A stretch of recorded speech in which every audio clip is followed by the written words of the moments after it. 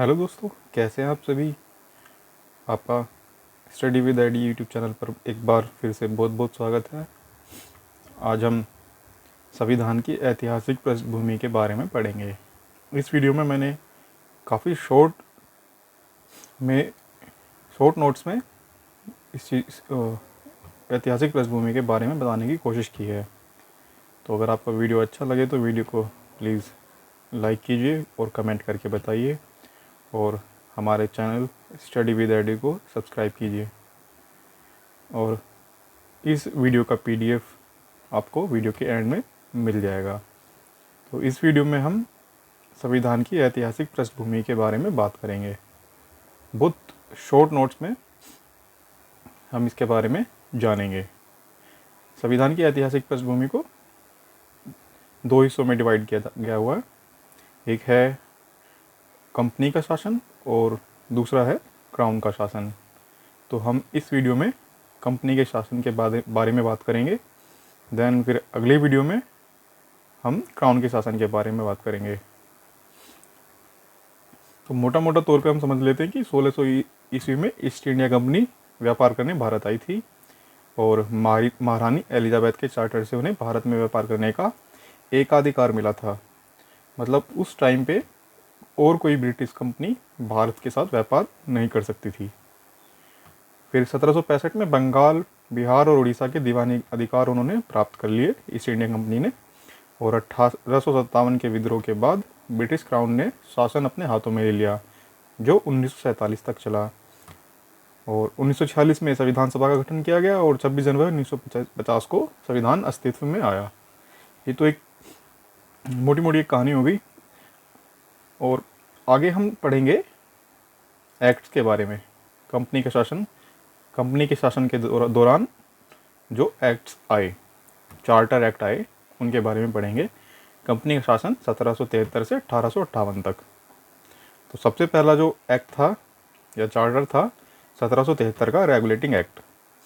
इस एक्ट में क्या क्या था? भारत में ईस्ट इंडिया कंपनी के कार्यों को नियमित और नियंत्रित करने का ब्रिटिश सरकार द्वारा उठाया गया यह पहला कदम था। इसके द्वारा भारत में केंद्रीय प्रशासन की नींव रखी गई। बंगाल के गवर्नर को बंगाल का गवर्नर जनरल बना दिया गया, और इसकी सहायता के लिए 4 सदस्यों की एक परिषद का गठन किया। और ऐसे पहले गवर्नर जो थे वो वॉरेन हेस्टिंग्स थे।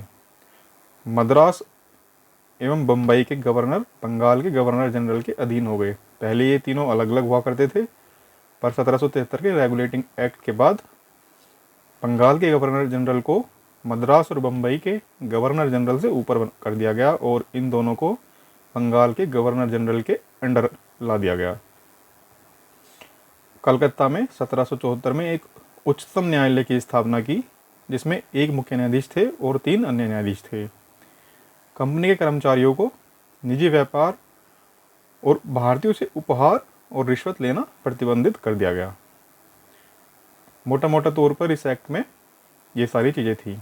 उसके बाद 2-3 पॉइंट्स और थे। ब्रिटिश सरकार का कोर्ट ऑफ डायरेक्टर्स, कंपनी की गवर्निंग बॉडी के माध्यम से कंपनी पर नियंत्रण सशक्त हो गया। मतलब कि ब्रिटिश जो क्राउन सरकार थी, ब्रिटिश क्राउन, उसने कोर्ट ऑफ डायरेक्टर्स जो कंपनी की गवर्निंग बॉडी थी, उसमें उसके द्वारा कंपनी पर अपना नियंत्रण मजबूत कर लिया, और भारत के राजस्व, नागरिक और सैन्य मामलों की जानकारी ब्रिटिश सरकार को देना आवश्यक कर दिया। कंपनी के पास जितना भी भारत का राजस्व, नागरिक और सैन्य मामले थे, उन सभी की जानकारी ये कंपनी की गवर्निंग बॉडी के द्वारा सरकार को देना आवश्यक कर दिया गया। उसके बाद 1781 का संशोधन अधिनियम आया। इस 1781 के संशोधन अधिनियम को बंदोबस्त कानून के नाम से भी जाना जाता है, सेटलमेंट एक्ट। और गवर्नर जनरल तथा काउंसिल को सर्वोच्च न्यायालय के क्षेत्राधिकार से मुक्त कर दिया। 1781 के संशोधन अधिनियम में गवर्नर जनरल और उसकी काउंसिल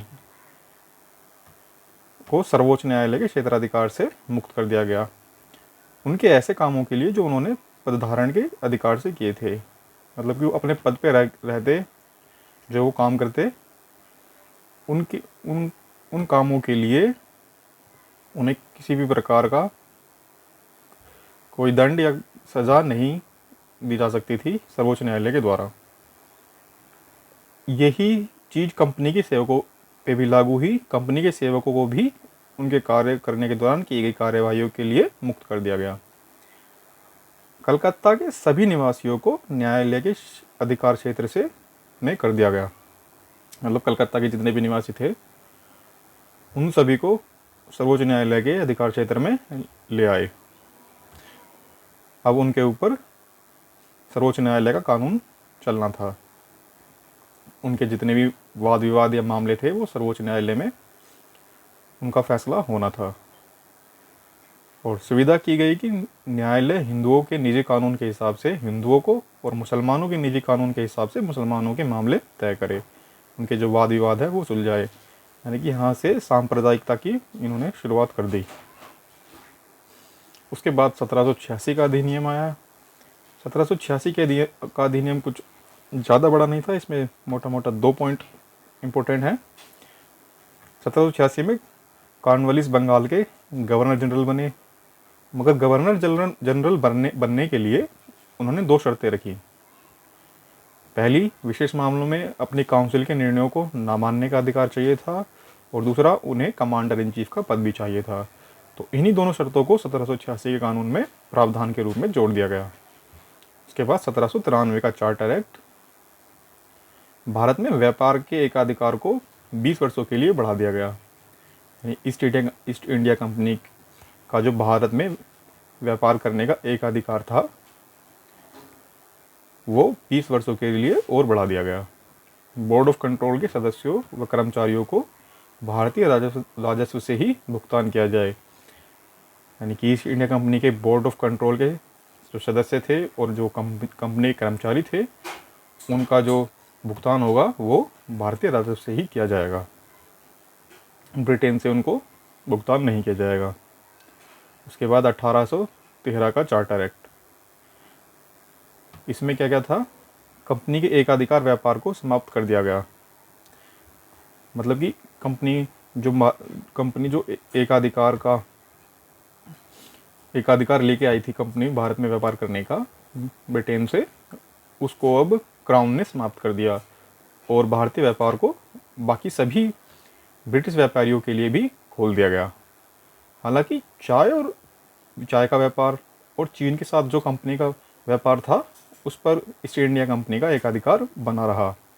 और इसी एक्ट में ईसाई मिशनरी को भारत भेजा गया, उनको प्रोत्साहित किया गया कि आप भारत जाइए और ईसाई धर्म का प्रचार कीजिए। और पश्चिमी शिक्षा के प्रचार प्रसार की भी व्यवस्था की गई इस एक्ट के दौरान, और कर भुगतान न करने पर दंड की व्यवस्था भी की गई कि प्रांतीय सरकारों को लोगों से कर वसूलने की व्यवस्था बनाई गई, और अगर वो कर देने में नाकाम रहेंगे तो उनको दंड दिया जाए। ऐसी भी व्यवस्था 1813 के चार्टर एक्ट में करी गई। उसके बाद 1833 का चार्टर, बंगाल के गवर्नर जनरल को भारत का गवर्नर जनरल बना दिया गया 1833 के चार्टर एक्ट के दौरान। ऐसी सरकार का निर्माण हुआ जिसका ब्रिटिश कब्जे वाले भारत पर पूर्ण नियंत्रण था, और ऐसे पहले गवर्नर जनरल विलियम बेंटिक थे। भारत के गवर्नर जनरल को पूरे ब्रिटिश भारत में विधायिका के असीमित अधिकार प्रदान किए गए। मतलब कि जो अब भारत का जो गवर्नर जनरल था वही पूरे ब्रिटिश कब्जे वाले भारत में विधायिका यानी कि कानून बनाने का अधिकार उसी के पास था। जो बाकी प्रेसिडेंसियाँ थी उनके गवर्नर जनरलों से या गवर्नरों से यह अधिकार छीन लिया गया, और सारा अधिकार यानी सत्ता को केंद्रीकृत कर दिया गया, और सारा जितना भी कानून थे, अधिकार थे बनाने का अधिकार भारत के गवर्नर जनरल को सौंप दिए गए 1833 के चार्टर एक्ट में। फिर लास्ट इस टाइम कंपनी का ईस्ट इंडिया कंपनी का लास्ट चार्टर एक्ट है ये 1853 का। इसके बाद क्राउन का शासन चालू हो गया था। 1853 के चार्टर एक्ट में क्या क्या चीज़ें थी? इसने गवर्नर जनरल के लिए नई विधान परिषद का गठन किया, जिसे भारतीय या केंद्रीय विधान परिषद कहा गया। और इसमें सिविल सेवा भारतीय नागरिकों के लिए खोल दी गई। 1854 में भारतीय सिविल सेवा के संबंध में मैकाले समिति की नियुक्ति की गई। इसमें 1853 के चार्टर एक्ट में सब भारतीय नागरिकों के लिए भी सिविल सेवा खोलने की बात करी गई। और इसी के चलते 1854 में भारतीय सिविल सेवा के संबंध में मैकाले समिति की नियुक्ति भी हुई। और भारतीय केंद्रीय परिषद में स्थानीय प्रतिनिधित्व आरंभ हुआ। जो गवर्नर जनरल की जो केंद्रीय परिषद थी, उसमें स्थानीय प्रतिनिधित्व का भी आरंभ हुआ।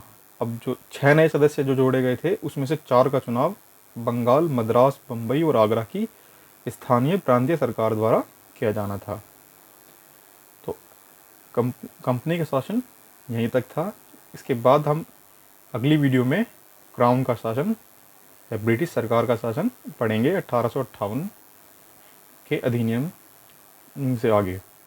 तो ये आज की वीडियो बस यहीं तक है। अगर आपको वीडियो अच्छी लगी तो कमेंट करके बताएं, वीडियो को लाइक करें, चैनल को सब्सक्राइब करें और अपने दोस्तों के साथ शेयर करें। और इस वीडियो का जो PDF है वो आपको डिस्क्रिप्शन बॉक्स में टेलीग्राम चैनल का लिंक है।